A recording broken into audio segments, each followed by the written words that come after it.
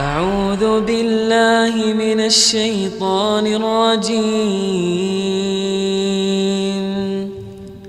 بسم الله الرحمن الرحيم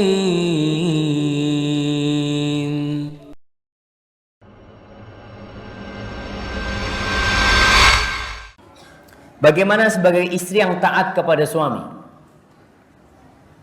Ya, sami'na wa ata'na. Sami'na wa ata'na.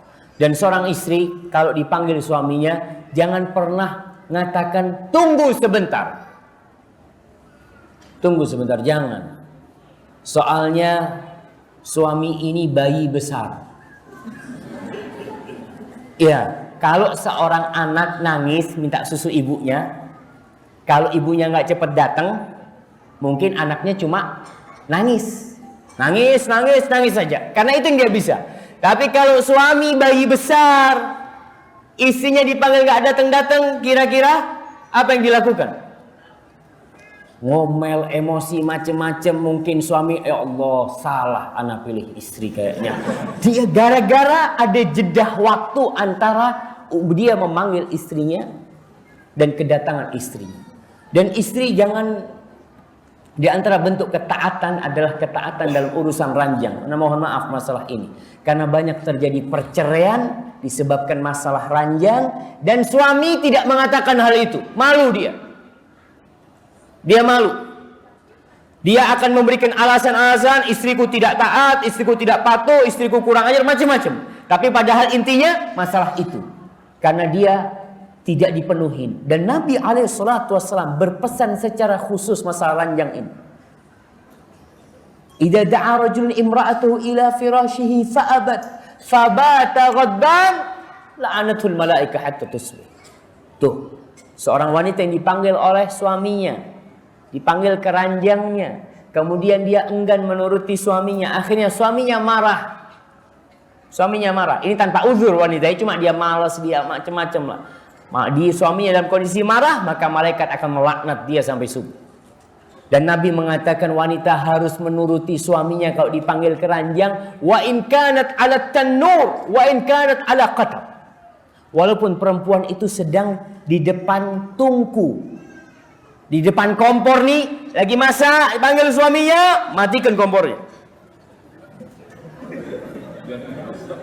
Nah, lagi di motor mau ikut kajian, dipanggil sama suaminya, istriku jangan berangkat, aku tidak bisa hidup tanpa kau turun. Matikan motornya, turun. Nah, karena salah satu tujuan pernikahan, kata Nabi SAW, fa innahu aghaddu lil basar wa ahsan lil faraj. Nikah itu untuk menjaga pandangan dan menahan. Jadi tolong diperhatikan masalah itu. Jadi untuk istri yang taat kepada perintah suaminya, selama perintahnya bukan dalam kemaksiatan, taati. Selama perintahnya bukan dalam hal yang tidak sesuai dengan fitrah dia, ya kadang kala ada suami-suami yang keterlaluan. Dia mau berangkat kerja ngomong sama istrinya, istriku tolong oli mobil ditap ya, buka nanti, kemudian dimandiin mobil sekalian. Masya Allah, kayaknya nggak sesuai lah jemaah. Berdosakah saya sebagai istri yang seringkali menuntut perhatian lebih saat suami lebih banyak waktunya habis saat bekerja? Nah, jamaah, kata orang kerjaan itu second wife, istri kedua. Sebagian istri itu sabar, suaminya bekerja sampai malam sabar. Yang penting jangan kawin lagi. Nggak apa-apa kau kawin lagi sama pekerjaanmu, silahkan.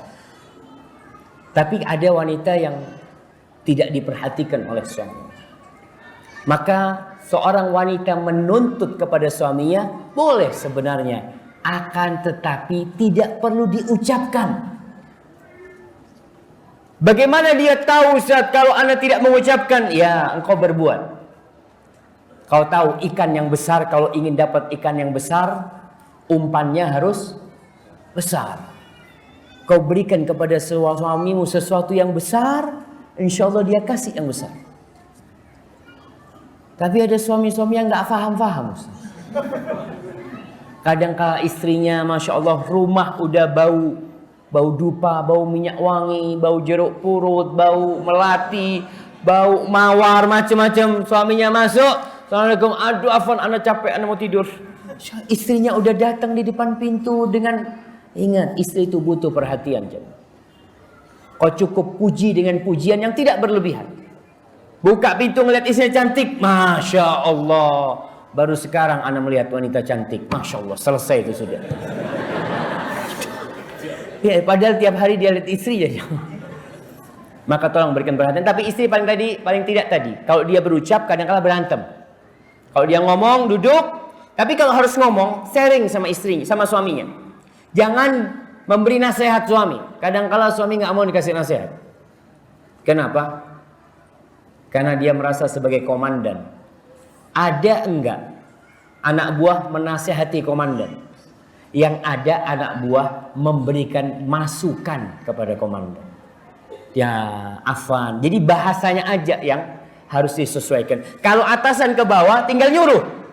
Kau besok harus datang 6:30, selesai. Tapi apa bisa istri ngomong, Mas, mulai besok jam 4 rumah aku kunci. Berantem yang ada jam. Maka tolong bahasanya bahasa yang positif lah sama suami. Bagaimana jika suami diingatkan sholat dan zikir sama istrinya tetapi tidak mau?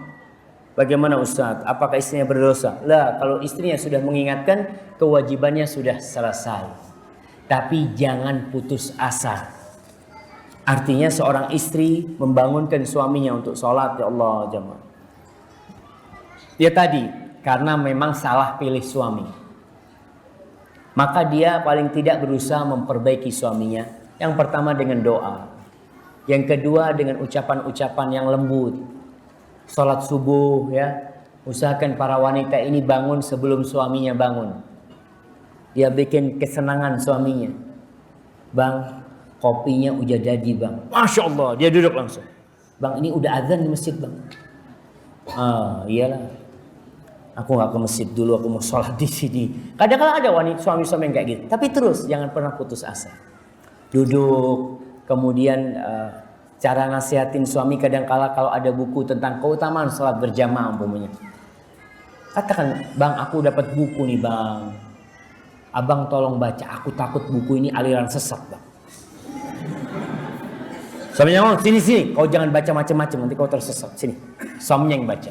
Padahal si istri mau ngasih nasihat. Setelah baca, insya Allah mudah-mudahan dia berangkat ke rumah Allah SWT. Jadi ingat, kalau istri sudah memberikan nasihat, sudah berdoa, sudah berusaha, ingat dengan cara bil hikmati wal mau'izatil hasanah wajadilhum billati hiya ahsan. أعوذ بالله من الشيطان الرجيم بسم الله الرحمن الرحيم